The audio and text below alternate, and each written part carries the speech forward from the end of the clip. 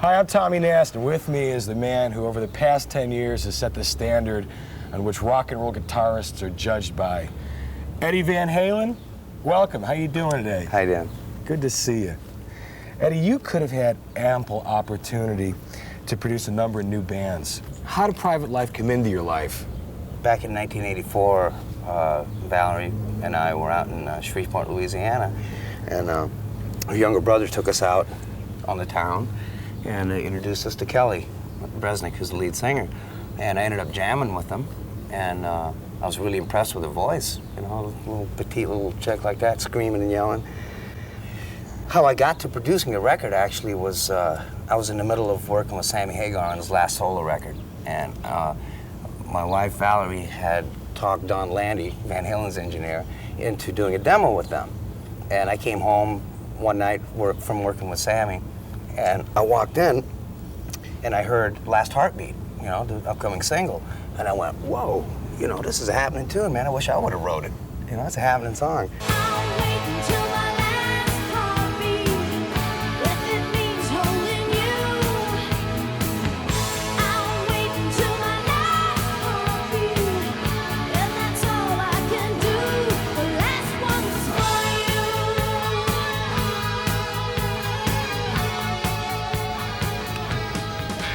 How does each member of Private Life contribute to the overall sound of the project?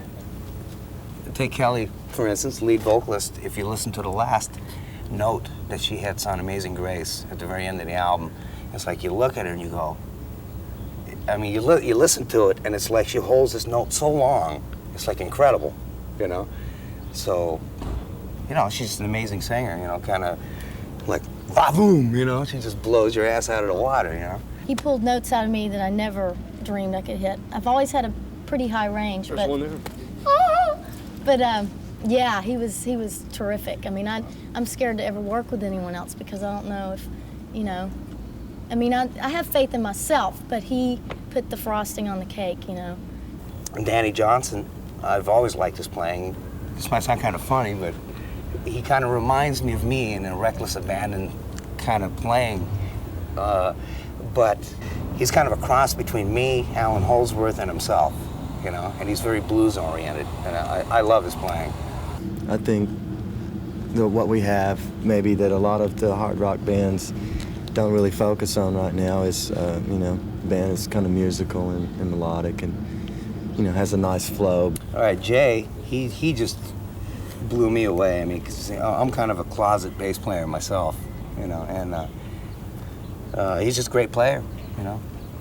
I've been a sideman for a long time. I worked with Rod Stewart for five and a half years, played on his records and toured. This is the band that I want to keep in for a long time. Hearing them play live is actually what got me excited about them. I mean, when I think back in '78 when Van Halen first went on tour, I was like this and like ducking bottles and stuff, you know.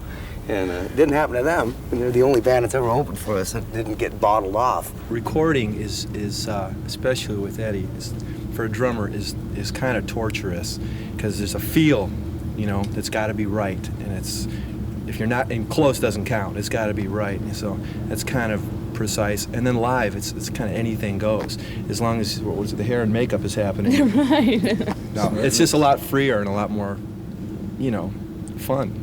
This thing can be wrong. This pain can go on.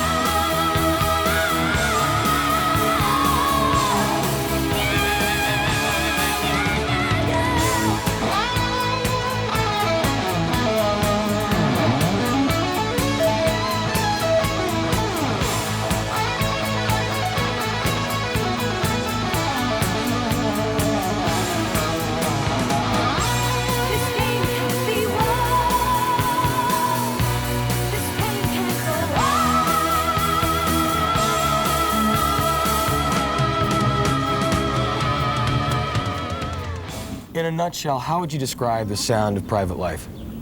It ain't devil music. It ain't, you know, it's kind of like Van Halen to me. It's just good music. Private Life's music is kind of psychedelic Cajun, gypsy, rock and roll drone. We all have kind of different backgrounds that we came up and put it all together in the pot, started up, and out came Private Life. So it's not any really one category. And Maybe straight ahead rock and roll. Honest rock and roll. Private life is hot and sexy.